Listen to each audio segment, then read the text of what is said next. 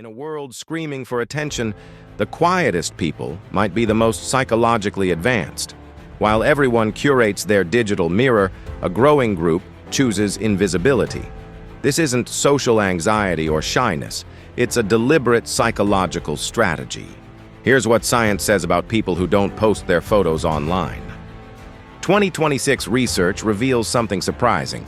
34% of active social media users now have no personal photos. They're not inactive. They post content, engage, but remain visually anonymous. Psychologists call them digital ghosts. And contrary to stereotypes, they're often more emotionally stable, more productive, and report higher life satisfaction than chronic posters.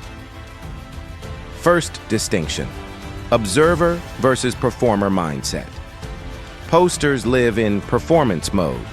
Their brain constantly monitors external validation. Non-posters operate in observer mode. They engage without the psychological burden of being evaluated. Brain scans show observers have lower cortisol spikes and less activation in the amygdala, the brain's anxiety center. They're not hiding. They're choosing peace over validation. Psychology finding: people who don't curate their image online often have higher identity integration.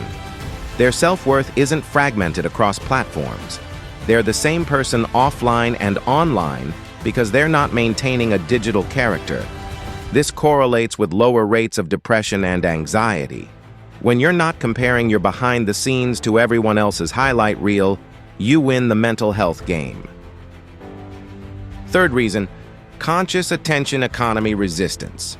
Every photo posted invites evaluation, comparison, and judgment. Non-posters understand their attention and self-worth are valuable currencies they refuse to put on the marketplace. This isn't antisocial, it's boundary setting at a neurological level. They're protecting their mental real estate from becoming rental property for others' opinions. Counterintuitive findings from personality studies. Digital ghosts score higher on measures of creativity. They channel energy into creating rather than curating. They're better listeners and conversationalists. They're not mentally composing their next post during interactions. They have smaller but deeper social networks, and they're 42% more productive at work. That mental energy saved from self-presentation goes into actual output.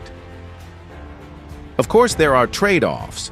They might miss some networking opportunities or the dopamine hits of validation, but what they gain is substantial: psychological sovereignty. Their mood isn't tied to algorithms. Their self-esteem isn't crowdsourced. Their memories exist in lived experience, not carefully filtered grids. In an age of digital performance, they've chosen authenticity over applause. You don't need to disappear completely to benefit. Self-care takeaway: experiment with digital anonymity. Try a week without personal posts. Notice how your brain responds. Do you feel lighter, more present? That's your psychology thanking you for a break from performance mode. Your worth exists without witnesses. The most confident people often have the least to prove, online or offline. Whether you post daily or never, the lesson is this: your psychology thrives when you control the audience to your life.